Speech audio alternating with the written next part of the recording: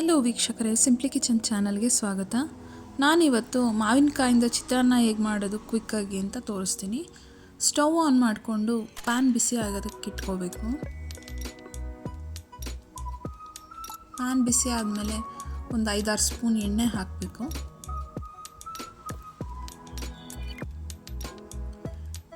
ಮಾವಿನಕಾಯಿ ತುರಿದಿಟ್ಕೊಂಡು ತೆಂಗಿನಕಾಯಿ ತುರಿದಿಟ್ಕೊಂಡ್ರೆ ತುಂಬ ಕ್ವಿಕ್ಕಾಗಿ ಆಗುತ್ತೆ, 5 ನಿಮಿಷದಲ್ಲಿ.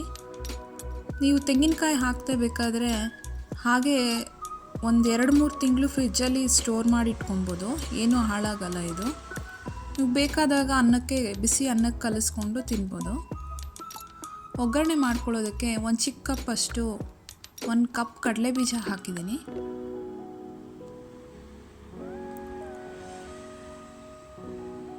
ಮೊದಲು ಕಡಲೆಬೀಜನ ರೋಸ್ಟ್ ಮಾಡ್ಕೊಬೇಕು.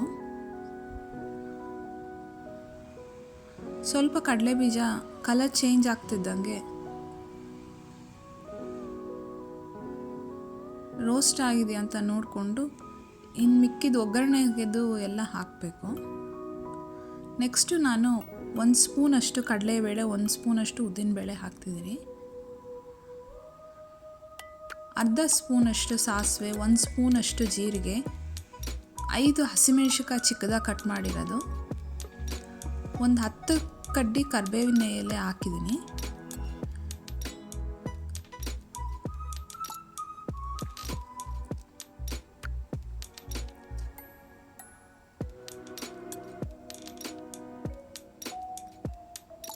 ಸ್ಟವ್ನ ಮೀಡಿಯಮ್ ಫ್ಲೇಮಲ್ಲೇ ಇಟ್ಕೊಂಡು ಹುರ್ಕೊಬೇಕು, ಇಲ್ಲಾಂದರೆ ಸೀದೋಗುತ್ತೆ.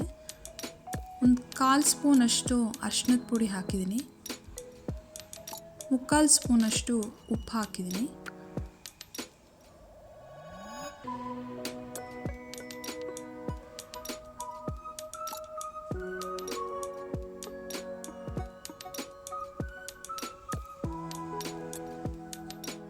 ನಾನು 1 ಮಾವಿನಕಾಯಿ ಹಾಕಿದ್ದೀನಿ ತುರಿದಿರೋದು. ತುಂಬ ಹುಳಿ ಇದ್ದರೆ ಅರ್ಧ ಆದರೆ ಸಾಕಾಗುತ್ತೆ. ಇದು ಅಷ್ಟು ಹುಳಿ ಇಲ್ಲದೆ ಇರೋದ್ರಿಂದ ನಾನು 1 ಮಾವಿನಕಾಯಿ ಹಾಕಿದ್ದೀನಿ. ಇಷ್ಟರಲ್ಲೇ ಒಂದು 10 ಜನ ತಿನ್ನೋಷ್ಟು ಆಗುತ್ತೆ. ಈ ಥರ ಎಣ್ಣೆಲೇ ಹುರ್ಕೊಂಡು ನೀವು ಫ್ರಿಜ್ಜಲ್ಲಿ ಸ್ಟೋರ್ ಮಾಡಿಟ್ಕೊಂಡು ಬೇಕಾದಾಗ ಯೂಸ್ ಮಾಡ್ಬೋದು.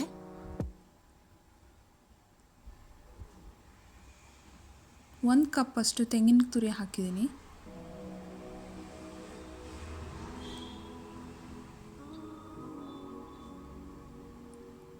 ತೆಂಗಿನ ತುರಿ ಹಾಕಿದ್ಮೇಲೆ ಈ ಥರ ಒಂದು ಸರಿ ತಿರುಗಿಸ್ಕೊಂಡು ಸ್ಟವನ್ನು ಆಫ್ ಮಾಡ್ಕೊಬೇಕು.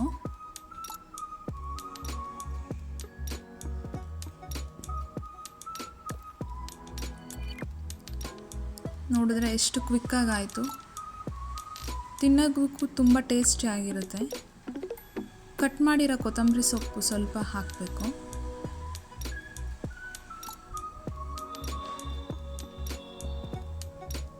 ಮತ್ತೆ ಒಂದು ಸರಿ ತಿರುಗಿಸ್ಕೊಬೇಕು.